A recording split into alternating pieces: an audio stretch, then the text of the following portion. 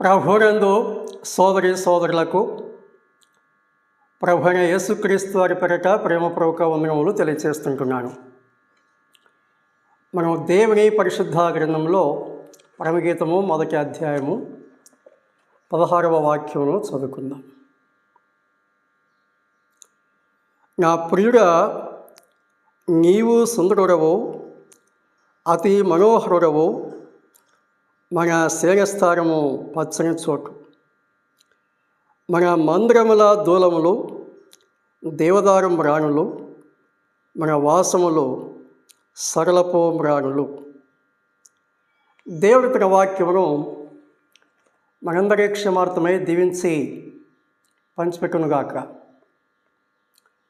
ప్రభునందు సోదరి సోదరులారా, మనము చదువుకున్న వాక్య భాగంలో మొదటి 2 భాగాలు అందులోని సంగతులను ధ్యానం చేశాం. ఆ తర్వాత విషయాలు మనం ఈరోజు కొన్ని సంగతులు ధ్యానం చేయబోతున్నాం. ఈ వాక్యంలో మనము ఒక ముఖ్యమైన సంగతి మొదట గమనించాలి. ఇంగ్లీషు బైబిల్లో ఈ మొదటి అధ్యాయంలో 17 వచనాలు ఉంటాయి. ఇంగ్లీష్ బైబిల్లో పరమగీతము 1వ అధ్యాయంలో 17 వచనాలు ఉంటాయి. తెలుగు బైబిల్లో 16 వచనాలే చూస్తాం. ఇంగ్లీష్ బైబిల్కు తెలుగు బైబిల్కు ఈ వ్యత్యాసం ఎందుకున్నది అనే సందేహం మనకు రావచ్చు. ఈ 16వ వాక్యంలో ఉన్న మొదటి 2 వరుసలు అక్కడ సంఘం మాట్లాడినట్లుగా మనం చూడవచ్చు. అనగా అక్షరార్థ భావంలో షోలమీతి మాట్లాడినట్లుగా చూడవచ్చు. ఆత్మీయ భావంలో సంఘము మాట్లాడినట్లుగా చూడవచ్చు. అయితే ఆ తరువాత వాక్య భాగం అక్కడ సంఘము కాకుండా ప్రభు అయిన యేసుక్రీస్తు వారు మాట్లాడినట్లుగా అక్కడ మనం చూడవచ్చు. తెలుగు బైబిల్లో ఆ ప్రత్యేకత మనకు కనిపించదు, కానీ ఇంగ్లీష్ బైబిల్లో మరి ప్రత్యేకముగా కింగ్ జేమ్స్ వర్షన్ ఓపెన్ బైబిల్లో ఆ ప్రత్యేకత మనం చూడవచ్చు. కాబట్టి ఇంగ్లీషు తెలిసిన వారు కింగ్ జేమ్స్ వర్షన్ ఓపెన్ బైబిల్లో చూస్తే ఈ సంగతి మనకు సులభంగా అర్థమవుతుంది. కాబట్టి మనము గుర్తుంచుకోవాల్సిన విషయం ఏంటంటే 16వ వచనంలో ఉన్నటువంటి మొదటి 2 వరుసలు సంఘము మాట్లాడినటువంటి విషయాలు, ఆ తర్వాత ఉన్న విషయాలు ప్రభువు మాట్లాడినటువంటి విషయాలు. ఇక్కడ మనం గమనించినప్పుడు ప్రభు ఏమని తెలియజేస్తున్నారు? మన మందిరముల దూలములు దేవదారు మ్రాణులు అని చెప్పాడు. మన మందిరముల దూలములు దేవదారు మ్రాణులు. ఇప్పుడు మనము మొదట దేవదారు మ్రాణు గురించి కొన్ని విషయాలు మనము చూద్దాం. ఈ దేవదారు వృక్షం లేక దేవదారు మ్రాణు శీతల ప్రదేశంలో చక్కగా పెరుగుతుంది. శీతల ప్రాంతంలో చక్కగా పెరుగుతుంది. పర్వత ప్రాంతాల్లో ఈ వృక్షము పెరుగుతుంది. ఎత్తైన ప్రాంతాల్లో ఈ వృక్షము పెరుగుతుంది. ఈ దేవదారు వృక్షం అనేది ఎలాంటి వంకర లేకుండా చాలా స్ట్రైట్గా తిన్నగా పెరుగుతుంది అనే సంగతి మనం చూడవచ్చు. చాలా ఏపుగా పెరుగుతుంది. ఈ వృక్షాన్ని గురించి మనము అధ్యయనం చేసినప్పుడు ఇన్సురెన్స్గా 100 అడుగుల పైగా పెరిగే అవకాశం ఉంటుంది. మరికొన్ని విషయాలు ఈ వృక్షం గురించి మనం గమనించగలిగినప్పుడు ఈ మొదటి క్రింది భాగం ఉంటుంది కదా, ఈ క్రింది భాగంలో 6 అడుగుల వెడల్పు గల పలక వస్తుందట. 6 అడుగులు గల పలక. 70 అడుగుల పై భాగంలో 2 అడుగుల వెడల్పు గల పలక వస్తుందంట. అంటే 70 అడుగులు ఎత్తులో 2 అడుగులు పలక వస్తుందంటే దాని వైశాల్యం మనం ఆలోచించవచ్చు. 70 అడుగుల ఎత్తులో 2 అడుగుల వెడల్పు గల పలక వస్తుందంటే ఆ పైగా ఎంత ఎత్తు ఉంటుంది అనేది కూడా మనం ఆలోచించవచ్చు. అంటే ఎంత తక్కువ అనుకున్నా 100 అడుగుల పైమాటే ఆ చెట్టు పెరుగుతుంది అని మనము ఆ చెట్టును గురించి చరిత్రలో అనగా వృక్షాన్ని గురించినటువంటి అధ్యయనంలో మనము చూడవచ్చు. ఈ వృక్షం యొక్క కలపతో మందిరానికి దూరంలో చేసినట్లుగా దినవృత్తాంతంలో 2వ గ్రంథము 3వ అధ్యాయము 5లో చూస్తాం. దేవదారు మ్రానుతో లేక ఈ కలపతో సొలొమోను కట్టించిన మందిరానికి దూలములు ఏర్పాటు చేసినట్లుగా మనం చూడవచ్చు. అలాగే మందిరమునకు తలుపులు కూడా ఏర్పాటు చేశారు అనే సంగతి మనం చూడవచ్చు. దేవదారు కర్రతో తలుపులను తయారు చేశారు. ఆ సంగతి కూడా అక్కడ మనం చూడవచ్చు. ఈ కలప చాలా గట్టితనం కలిగి ఉంటుంది అని కూడా చెప్తున్నారు. ఈ కలప చాలా గట్టిగా ఉంటుంది. అందుచేత సొలొమోను కాలంలో కట్టించిన మందిరానికి దూలములుగా ఈ కలప ఉపయోగించారు. అలాగే తలుపులుగా ఈ కర్రను ఉపయోగించినట్లుగా దేవుని యొక్క వాక్యములో మనము చూస్తున్నాం. ఇదే కలపను ఈ కలపను ఓడలకు ఉపయోగించినట్లుగా యెహెజ్కేలు గ్రంథము 27వ అధ్యాయము 5లో చూస్తాం.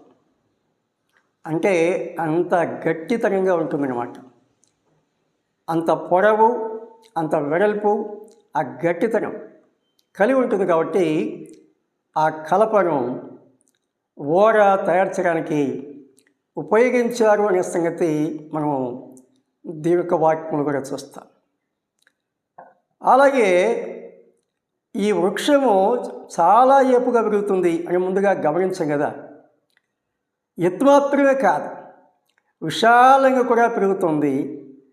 చాలా చల్లని వాతావరణం కలగజేస్తుంది, చల్లని నీడేస్తుంది, మంచి గాలి ఇస్తుంది. ఈ వాతావరణంలో చాలా చల్లగా ఉంచుతుంది అనే సంగతి కూడా ఇక్కడ మనము చూడవచ్చు. ఈ వృక్షమును యెహోవా వృక్షముని 104వ కీర్తన 16లో మనం చూడవచ్చు. యెహోవా వృక్షములు అని ఈ వృక్షానికి పేరున్నది. ఈ పలక మీద నకిసి పనిచేయడము చాలా సులభమట. అనగా ఆ చిత్రీకరించుట చాలా సులభంగా, అంటే గట్టితనము కలిగినది. అంతేకాకుండా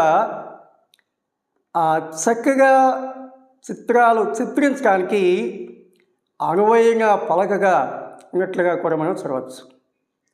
అంతేకాదు, ఈ దేవదారు కలప లేక ఆకులు ఇవన్నీ కూడా మంచి పరిమళాన్ని ఇస్తాయని కూడా చెప్తున్నాడు. ఈ చెట్టు మంచి పరిమళాన్ని కూడా ఇస్తుంది. ఇప్పుడు ఈ దేవదారు వృక్షం గురించి ప్రభు ఏం చెప్తున్నారు? మన మందిరముల దూలములు దేవదారు మ్రాణులు అని చెప్పారు. మందిరముల దూలములు దేవదారు మ్రాణులు. ఇక్కడ ఒక చిన్న విషయంలో మనం జ్ఞాపకం చేసుకొని ముందుకు సాగిపోదాం. ప్రభువు సంఘంతో ఏం చెప్తున్నారు? మన మందిరముల దూలములు. మందిరములు అంటే ఇక్కడ మందిరము అని ఏకవచనంలో సంబోధించుట సార్వత్రిక సంఘమును సూచిస్తుంది. మందిరములు అనే బహువచనము స్థానిక సంఘాలను సూచిస్తుంది. ఈ సంగతి అలా గుర్తుంచుకుందాం. అయితే మనం ముందుగా చెప్పినట్లుగా ఇక్కడ గమనిస్తున్నటువంటి అంశం ఏంటంటే, ప్రభువైన యేసుక్రీస్తు వారు సంఘమును ఉద్దేశించి ఆయన చెప్పిన మాట ఏమిటంటే, మన మందిరముల దూలములు. మన మందిరముల దూలములు. ఒకసారి ఒక వివాహం జరిగింది. సాధారణంగా వివాహాలు జరుగుతుంటాయి కదా, అందులో వింతే ఉంది అనుకోవచ్చు. ఆ జంటకు వివాహం అయ్యింది. ఆ వివాహం యొక్క కార్యక్రమం పూర్తి అయిపోయింది. ఆ వధూవరులు ఆ వేదిక దిగి వచ్చారు. అక్కడ వారు చేయవలసినటువంటి కార్యాలు పూర్తి చేసుకున్నారు. ఇక ఇంటికి వెళ్ళాలి. అప్పుడు ఆ పెళ్లి కుమారుడు పెళ్లి కుమార్తెతో ఏమన్నాడంటే, అదిగో అక్కడ నా కారు ఉన్నది, ఆ కారులో ఇంటికి వెళ్దాము అని చెప్పారట. అక్కడ నా కారు ఉన్నది, అందులో మనము ఇంటికి వెళ్దామని చెప్పారట.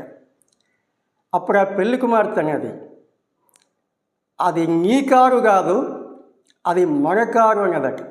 అది మన కారు. వివాహము కాక మునుపు ఎవరి వస్తువులు వారివి, ఎవరి సంపద వారిది, లేక ఎవరి సంగతులు వారివి. కానీ వివాహము అయిన తర్వాత, చట్టపరంగా వివాహమైన తర్వాత, దేవుని వాక్యానుసరముగా వివాహమైన తర్వాత నీది వేరు నాది వేరు కాదు, మనది అనే సంగతి మనం దేవుని యొక్క వాక్యంలో చూస్తున్నాం. మనది. కాబట్టి ఇక్కడ ప్రభు ఏం చెప్తున్నారు? మన మందిరముల దూలములు అని చెప్పారు. మన మందిరముల దూలములు. కాబట్టి ఈ ఐక్యత అనేది కుటుంబాల్లో గమనించాలి. లేక ప్రభువుకు సంఘానికి మధ్య ఉన్నటువంటి ఈ సమైక్యత మనము గ్రహించాలి. దేవుని వాక్యంలో మనం గమనించినప్పుడు కొరింథీ మొదటి పత్రిక 3వ అధ్యాయము 21, 22 వచనాల్లో సమస్తము మీవి అన్నారు. దేవునికి ఏవైతే ఉన్నాయో అవన్నీ కూడా ఎవరివి? మనవి.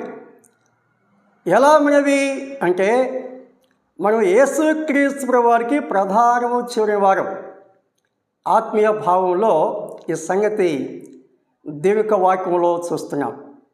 కొరింథీ 2వ పత్రిక 11వ అధ్యాయము 2వ వచనంలో ఈ సంగతి పరిశుద్ధాత్మ దేవుడు వ్రాయించాడు.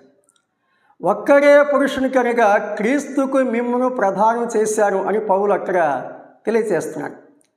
స్థానిక సంఘము మాత్రమే కాకుండా సార్వత్రిక సంఘము క్రీస్తు యేసు ప్రభువారికి ప్రధానం చివరింది అనే సంగతి మనం దేవుని వాక్యంలో చూస్తున్నాం. ఈ ఆత్మీయ భావాన్ని బట్టి యేసుక్రీస్తు ప్రభువారు ఏవైతే కలిగి ఉన్నారో అవన్నీ కూడా మనవి అని దేవుని వాక్యము తెలియపరుస్తున్నది. ఎఫెసీ పత్రిక 1వ అధ్యాయము 3వ వచనం కూడా ఈ సత్యమును స్థిరపరుస్తున్నది. పరలోక విషయములలో ఆత్మ సంబంధమైన ప్రతి ఆశీర్వాదమును మనకు అనుగ్రహించను అని ఆ వాక్యములు మనం చూస్తున్నాం. యేసుక్రీస్తు ప్రభువారు ఏవైతే కలిగి ఉన్నారో అవన్నీ కూడా మనవే. యేసుక్రీస్తు ప్రభువు కలిగి ఉన్నవి మనవేనప్పుడు దేవుడు తన కృపచేత మనకు దయచేసినవి అవి ఈ లోకంలో మనము కలిగినవి ఎవరివి? అనేక సార్లు మన ఆలోచన, మన భావం, లేక మన ఉద్దేశాలు, మన దృక్పథాలు ఎలాగున్నవి? ఇది నాది అనే ఒక భావం కలిగి ఉంటున్నాం. ఒక గట్టు వేసుకుంటున్నాం, లేక ఒక సరిహద్దు మనమే ఏర్పాటు చేసుకుంటున్నాం. ఇది నాది ఇది ఎవరికి చెందదు, నా స్వంతం అనే ఒక ఆలోచన లేక ఆ దృక్పథం మనం కలిగి ఉన్నాం. కానీ దేవుని యొక్క వాక్యం ఏం తెలియచేస్తుందంటే, యేసుక్రీస్తు వారు ఏవైతే కలిగి ఉన్నారో అవన్నీ మనవి అని వాక్యం చెప్తుంది. యేసుక్రీస్తు వారు కలిగి ఉన్నవి మనవేనప్పుడు ఆయన ద్వారా మనం పొందినవి, ఆయన ద్వారా పొందినవి మరి ఎవరివి? అవి మన సొంతమా? మన ఇష్టానుసరంగా వాడుకోవడానికి వాటి మీద మనకు హక్కు ఉన్నదా అనే సంగతి తప్పకుండా మనం ఆలోచన చేయాలి. దేవుని కృపచేత పొందిన ప్రతి ఆశీర్వాదం అది భౌతిక సంబంధమైనది అయినా ఆత్మ సంబంధమైనది అయినా ఏదైనా కూడా అది ప్రభువుదే. అది ప్రభువుదేనప్పుడు ఎలా ఉపయోగించాలి?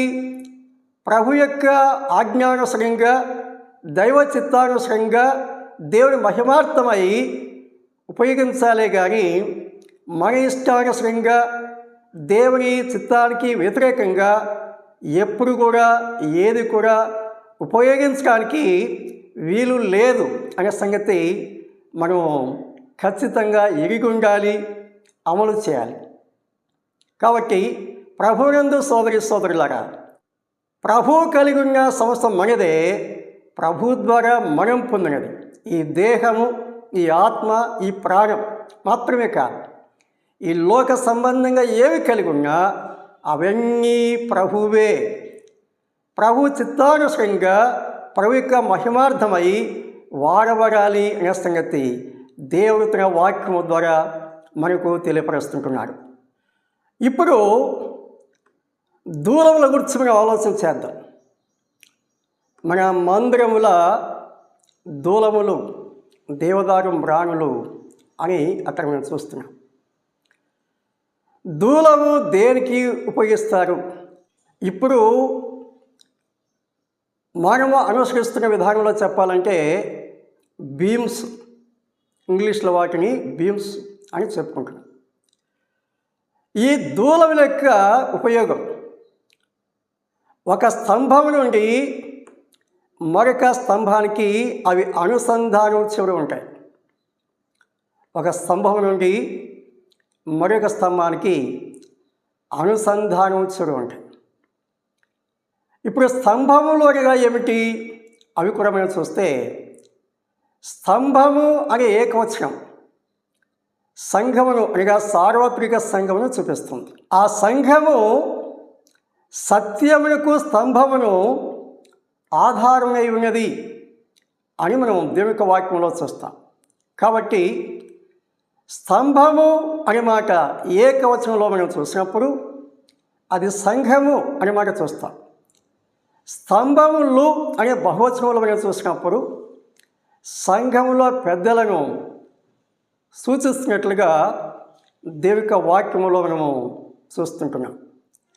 గలతీ పత్రిక 2వ అధ్యాయము 7, 8, 9 వాక్యాల్లో ఈ సత్యమును మనం చూస్తున్నాం.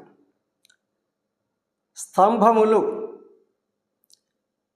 సంఘములో ఉన్న పెద్దలను స్తంభములు అని చెప్పి ఈ క్రొత్త నిబంధన వాక్య సత్యం అనేది తెలియపరుస్తుంటుంది. ఈ పెద్దల మధ్య ఏముండాలి అనే సంగతి మనం చూస్తే అనుసంధానము కలిగి ఉండాలి, సమాధానం కలిగి ఉండాలి, సమైక్యత కలిగి ఉండాలి. అప్పుడే ఈ పైగా పడే ఆ భారమును ఈ దూలం మోయడానికి అవకాశంగా ఉంటుంది. ఈ స్తంభాలు సరిగా లేకపోతే ఈ దూలము అమర్చబడుట అనేది సాధ్యం కాదు. కాబట్టి స్తంభాలు చక్కగా ఉండాలి, అటు ఇటు తొలగిపోకూడదు, లేక ఒకదానిపై ఒకటి పడిపోకూడదు, ఒకదానికొకటి దూరంగా వెళ్ళిపోకూడదు. ఏ స్థానంలో యజమాని నిలుపుతారో అదే స్థానంలో ఆ స్తంభాలు నిలిచి ఉంటాయి. అలా నిలిచినప్పుడు ఆ దూలములు అమర్చుట అనేది వీలుగా ఉంటుంది. ఆ దూలములు చక్కగా అమర్చబడినప్పుడు పైకప్పు కూడా పటిష్టంగా స్థిరంగా ఉండటానికి అవకాశం ఏర్పడుతుంది. స్తంభాలు స్థిరంగా లేకపోతే, స్తంభాలు చెలించిపోతే, స్తంభాలు స్థానభ్రంశమైతే ఈ దూలాలు అనుసంధానించినటువంటి ఈ దూలాలు స్థిరంగా ఉండటానికి వీలు కాదు. కాబట్టి సంఘములలో పెద్దలు ఎలాగుండాలి, ఎవరి తీరు వారిదైపోయింది, ఎవరి ఆలోచన వారిదైపోయింది, ఎవరి దారి వారిదైపోయింది. తన మాట చెల్లుబాటు కావాలి, వాక్యానుసరంగా కాకపోయినా నేను ఫలానా కాబట్టి నా మాట చెల్లుబాటు కావాలి, నేను ఫలానా కాబట్టి నా మాట చెల్లుబాటు కావాలి. ఇది ఈనాటి సంఘాలలో ఉన్నదా లేదా అనే సంగతిని ఆలోచన చేయాలి. దేవుని వాక్యము ఎరుగున్న వారిని, దేవుని వాక్యం తెలియక కాదు, దేవుని వాక్యం బాగా తెలుసు, బోధించమంటే అనర్గళంగా బోధిస్తారు, ఎన్నో సంగతులు వాక్య భాగాలు చూపిస్తారు. కానీ తన వరకు వచ్చినప్పటికీ ఏం చేస్తున్నారు? ఐక్యత లేకుండా, సమాధానం లేకుండా, సంధి లేకుండా, సమైక్యత లేకుండా ఎవరి ఆలోచన వారు నెరవేర్చుకోవడానికి ఇష్టపడుతున్నారు, సాగిపోతున్నారు. ఈ సమాధానం కలిగి ఉండాలంటే ఏం చేయాలి? ఎఫెసీ పత్రిక 4వ అధ్యాయం ప్రారంభ వాక్యాలు మనం చదువుకుందాం. కాబట్టి మీరు సమాధానమును బంధం చేత ఆత్మ కలిగించు ఐక్యమును కాపాడుకుంటేందు శ్రద్ధ కలిగిన వారై ప్రేమతో ఒకరినొకడు సహించుచు మీరు పిలువబడిన పిలుపుకు తగినట్లుగా దీర్ఘశాంతంతో కూడిన సంపూర్ణ వినయంతోనూ సాత్వికంతోనూ నడుచుకునవలనని ప్రభువును బట్టి ఖైదీగా నేను మిమ్మల్ని బతిమాలుకొనుచున్నాను అని ఇక్కడ పౌలు తెలియజేస్తున్నాడు. పౌలు తెలియజేస్తున్నాడంటే పౌలు యొక్క స్వంత అభిప్రాయం కాదు. పరిశుద్ధాత్మ దేవుడు పౌలును ప్రేరేపించి ఈ సంగతులు రాయిస్తున్నాడు. కాబట్టి ఈ స్తంభాలకు మధ్య ఉండవలసింది ఏమిటి? సమైక్యత లేక ప్రేమ అనే సంగతులు మనం గమనిస్తున్నాం. సమాధానమును బంధము అని చెప్పాడు. అనగా ఈ దూలాలు దేనికి పోల్చమన్నాయి? సమాధానం. ఈ రెండు స్తంభాలను అనుసంధానం చేసేవి ఇది కదా దూలం. కాబట్టి సమాధానము అనేది ఈ రెండు స్తంభాల మధ్య ఉండాలి, ఈ పెద్దల మధ్య ఉండాలి. మొదట సమాధానం ఉండాలి. ఈ సమాధానం కూడా ఎలా కలుగుతుంది? ఆత్మ కలిగించు ఐక్యత అన్నాడు. ఐక్యత లేక సమాధానం కలుగజేసేవాడు పరిశుద్ధాత్మ దేవుడు. ఐక్యత లేదు అంటే, సమాధానం లేదంటే అక్కడ దేవుడి యొక్క వాక్యానికి ఆత్మ నడిపింపుకు లోబడలేదు అని వాక్యం చెప్తుంది. మనిషి చెప్పడే కాదు, వాక్యం చెప్తుంది. తర్వాత ఏమన్నాడు? ప్రేమతో ఒకరినొకరు సహించుచు అని చెప్పాడు. పెద్దల మధ్య ఏముండాలి? విశ్వాసం మధ్య ఏముండాలి? ప్రేమ ఉండాలి. ఒకరినొకరు ప్రేమతో సహించాలి. ఆ మాట అన్నాడే, ఈ మాట అన్నాడే, అలాగన్నాడే, ఇలాగన్నాడే. కొన్నిసార్లు కొంతమంది అనవసరంగా మాట్లాడవచ్చు, మాట్లాడతారు. మరేం చేయాలి? 1కి 4 అంటే సరిపోతుందా? లేదు. వాక్యం ఏం చెప్తుంది గమనిస్తే, ప్రేమతో ఒకరినొకరు సహించు అని చెప్పారు. ప్రేమ పాపములను కప్పివేస్తుందన్నాడు. అసలు ఎందుకు ఈ సమస్యలు అంటే, ఎవరెన్ని చెప్పినా మూల కారణం ఒకటే, క్రీస్తు ప్రేమ మనలో లేకపోవడము అనేది ఖచ్చితంగా ఒప్పుకోక తప్పదు. ఇంకా ఎవరేమనుకున్నా పర్వాలేదు. మేము అలాగంటే మరి అలాగనే వాక్యం చెప్తుంది, మనిషిగా చెప్పేది. సమాధానం లేదంటే, ఐక్యత లేదంటే అర్థం ఏమిటి? పరిశుద్ధాత్మ నడిపింపు లేక పరిశుద్ధాత్మకు అక్కడ మనం చోటు ఇవ్వలేదు అని దాని యొక్క భావం. తర్వాత కొన్ని వాక్యాలు మేము చూద్దాంలేండి, తొందరపడద్దు. కాబట్టి సమాధాన బంధము చేత ఆత్మ కలిగించే ఐక్యత కలిగించేవాడు పరిశుద్ధాత్ముడు. యేసుక్రీస్తు ద్వారా మేము సమాధానపడినాము, అది మొదటి దశ. ఆ సమాధాన స్థితిని స్థిరపరచి కాపాడి నడిపించేది ఎవరంటే పరిశుద్ధాత్మదేవుడు. ఈ పరిశుద్ధాత్మ యొక్క నడిపింపులో ఐక్యతను కాపాడుకోవాలి అని దేవుని యొక్క వాక్యం మనకు తెలియపరుస్తున్నది. ప్రేమతో ఒకరినొకరు సహించు, మీరు పిలువబడిన పిలుపుకు తగినట్లుగా దీర్ఘశాంతంతో కూడిన సంపూర్ణ వినయంతోను సాత్వికంతోను నడుచుకొనవలెనని ప్రభువును బట్టి ఖైదీనైన నేను మిమ్మల్ని బతిమాలుకొనుచున్నాను అని చెప్తూ, ఎందుకు ఈ సమాధానం కలిగి ఉండాలో, ఎందుకు ఐక్యత కలిగి ఉండాలో, ఎందుకు దీర్ఘశాంతం కలిగి ఉండాలో, ఎందుకు సహించాలో, ఎందుకు ప్రేమతో కలిసి ఉండాలో చెప్తున్నాడు. శరీరం ఒక్కటే, ఆత్మయు ఒక్కడే, ఆ ప్రకారమే మీ పిలుపు విషయమై ఒక్కటే నిరీక్షణ యందు ఉండుటకు పిలువబడతారు. ప్రభు ఒక్కడే, విశ్వాసం ఒకటే, బాప్సం ఒకటే, అందరికీ తండ్రి అయిన దేవుడు ఒక్కడే. ఈ సంగతులు దేవుడు ఇక్కడ తెలియపరుస్తున్నాడు. కాబట్టి సమాధానమైన బంధము చేత ఆత్మ కలిగించు ఐక్యతను కాపాడుకుంటలో శ్రద్ధ కలిగి ఉండాలని వాక్యం తెలియపరుస్తుండగా, ఈ ఐక్యతను కాపాడుకోవాలి, ఈ సమాధానం కాపాడుకోవాలి, ప్రేమ కలిగి ఉండాలి, సహించాలి, దీర్ఘశాంతం కలిగి ఉండాలి. ఆ లక్షణాలు మనలో లేకపోతే మనకు కలిగే నష్టం ఉన్నది. స్తంభాలు స్థిరంగా ఉండాలి.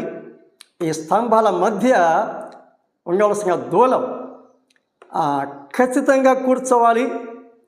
ఆ రెంటిని కలిపే ఈ దూలం అది గట్టిది అని ముందుగా మనం చూస్తాం. పటిష్టంగా ఉండాలి, పిలుసుది కాదు, విరిగిపోయేది కాదు, లేక త్వరగా కుళ్ళిపోయేది కాదు. దేవదారు మ్రాను అది చాలా గట్టితనం కలిగి ఉన్నది అని చూస్తాం.